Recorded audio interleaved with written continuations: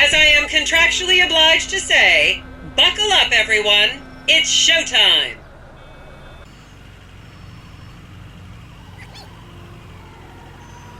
Vinewood is often referred to as the anal bleaching capital of the world.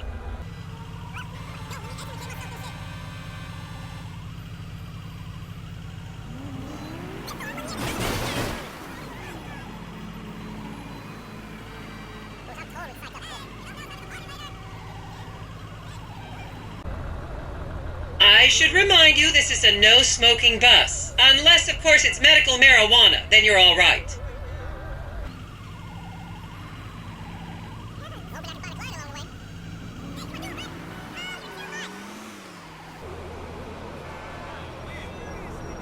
On your right, you'll see the world-famous Gentry Manor Hotel, a legendary party hangout for actors and rock stars and people trying to have sex with actors and rock stars. Built in 1921, it's been the scene of some classic Vinewood scandals over the years. One of my personal favorites was Al DiNapoli's overdose in 2002 after a chimpanzee blasted an 8-ball up his rear door with a water pistol. Ha! Fantastic! They say that on any given day there are at least 2 dead party girls in the trash cans round back. Isn't that great?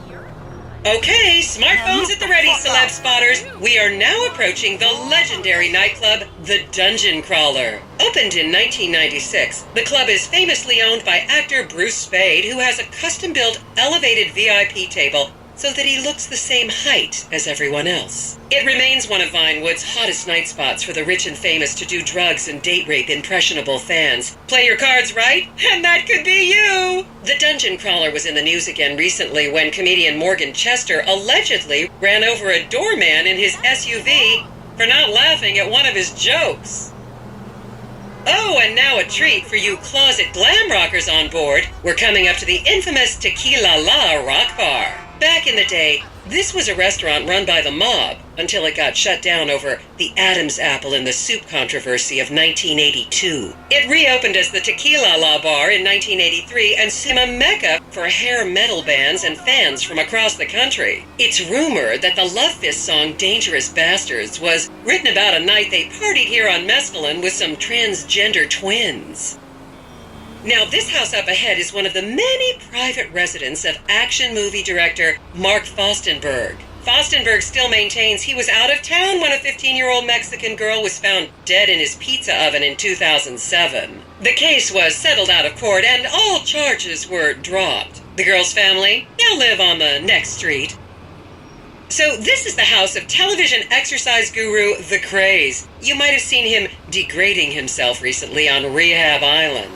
Do any of you remember the 80s? Huh, strange times. People didn't go to the gym back then. They did jumping jacks in front of the TV and leg warmers and headbands. The Craze swapped his gold lame leotard for a crack pipe in the 90s, but is reportedly now clean and in the best shape of his life. That's Vinewood's code for, he's trying to make a comeback. This is the home of celebrity wild child Martha Turn. Daughter of 70s comedy star Joni Term, Martha spent her teens partying on booze, her early 20s partying on coke, and her mid-20s staring at her shoes on heroin. Her tell-all autobiography about the difficulties of growing up really rich in Vinewood only sold 30 copies last year.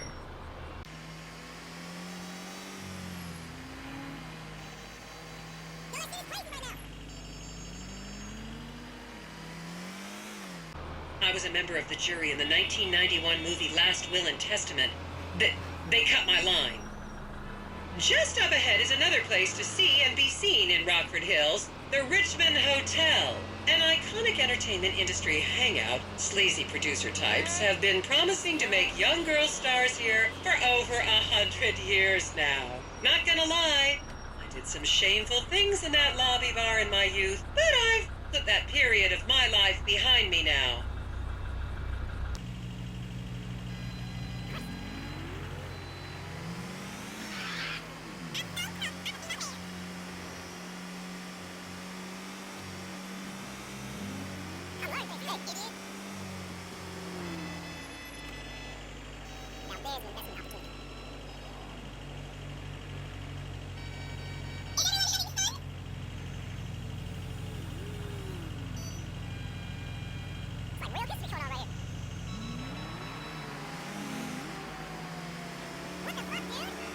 Here you can see the landmark Weasel Theater, which was opened here in Morningwood in 1930. Some of the biggest movies in history have premiered at this theater, including Blue Blood, Shoulder of Orion, and The Many Wives of Alfredo Smith. You might remember the controversial premiere of the gladiator comedy Lions and Donkeys in 1984, when star Chip Hampton walked up the red carpet with two slaves in chains.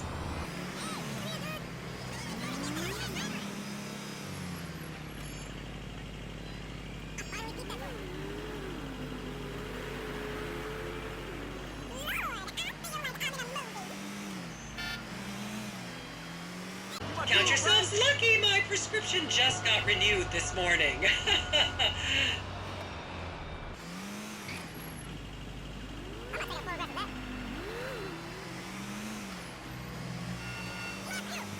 And now to our left, ladies and gentlemen, is the famous Richard's Majestic Studios. The product placement for classics like Nelson and Naples and Rum Runner, and the not-so-classics like Vinewood Zombie and Shoulder of Orion 2 was shoehorned into the final edits right behind those very gates. Everyone has a favorite Solomon Richards movie. An American Divorce really helped me through a difficult time when I was bankrupting my first husband. Oh, come on, don't people in the Midwest watch movies? You must have seen Defender of the Faith.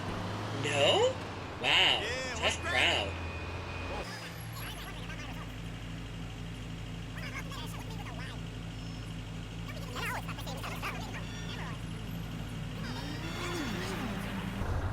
Just up ahead on the right is where Delancey Medua's septum fell out after a ketamine party.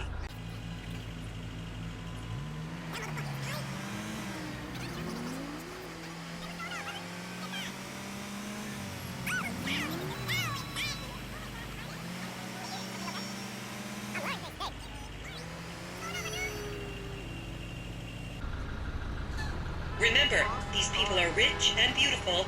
That makes them better than us.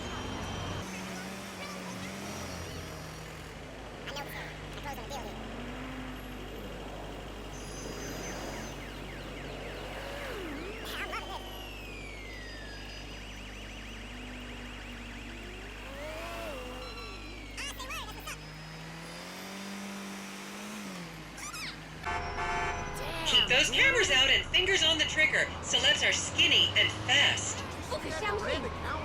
Okay, people, get those cameras out. This is Portola Drive. You won't get a better chance to spot a celebrity in its natural habitat. As you can see, the recession hasn't hit this part of town very hard. These are some of the most offensively high-end designer stores in the country. And now, some fun trivia for you. There have been a number of movies shot on Portola Drive, mostly awful ones about rich idiots, including the blockbuster 2005 romantic comedy, Shoe Whore, that's credited with sending women's rights back 50 years. The store we're passing now is where British star Charlotte Crown was caught on film in the changing room, eating and purging the same burrito over and over again, just like a dog. Okay, new idea.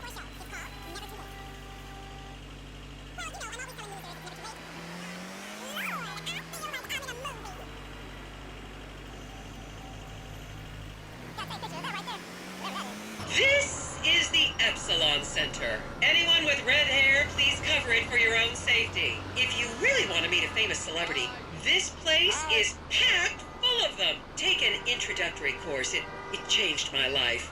Kiflom!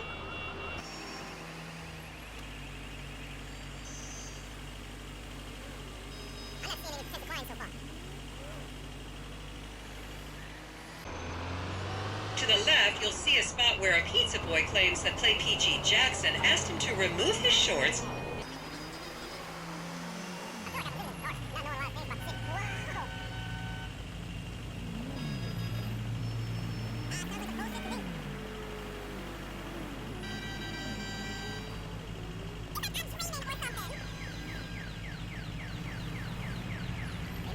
You'll recognize this stretch of road from those videos of Jill von Krastenberg with the Romanian shot put team. Hey, what's up?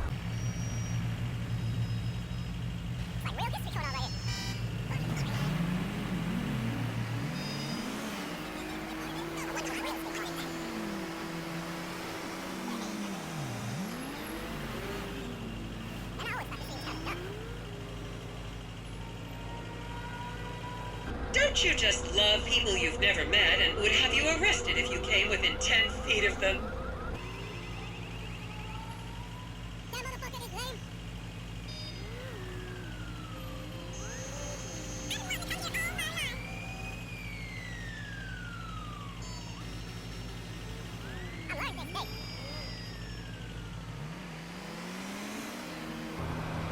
Please, refrain from taking photos of ethnic minorities. They could be gang members.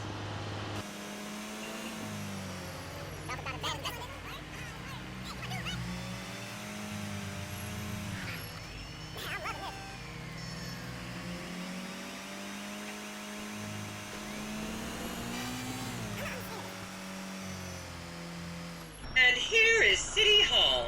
This is where the mayor's office is, if any of you care. You might recognize this building from the 20-minute final dogfight to save Earth in the movie Invasion Los Santos.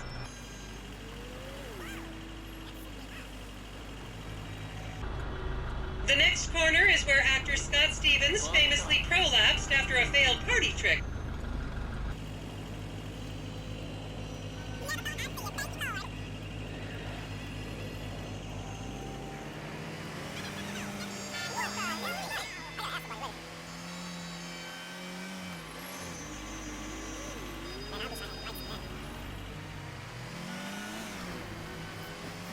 Remember when Laszlo was arrested for masturbating with an eggplant and shouting at women? That happened right here.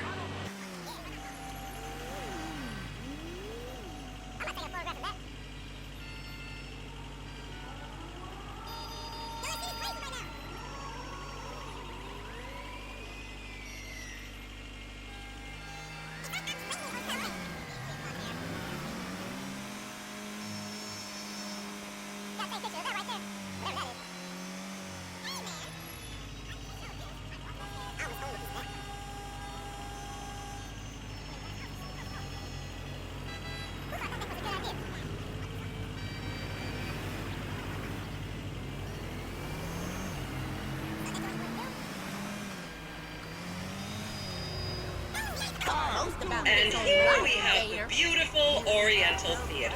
Riots broke out on the theater's opening night in 1928 as desperate fans tried to get upskirt shots of the legendary silent movie star Miriam Turner, much like you're doing today, except with really heavy cameras. My daughter tells me it isn't politically correct to say Oriental anymore, but considering some of the other common terms for Asians in the 1920s, the name could have been a lot worse. There's a saying that to go to Los Santos and not see the Oriental Theater is like going to China and not visiting a burger shop. You know, I've never really understood what that means, but... And here we are, back on the Strip. As they say in Vinewood, that's a wrap, folks. I hope I managed to take your minds off the economic downturn for just a little while. I'd like to remind any Europeans that 1% is an insult, not a tip. Enjoy the rest of your vacation. Oh, this move will save you from hours on the backlot free.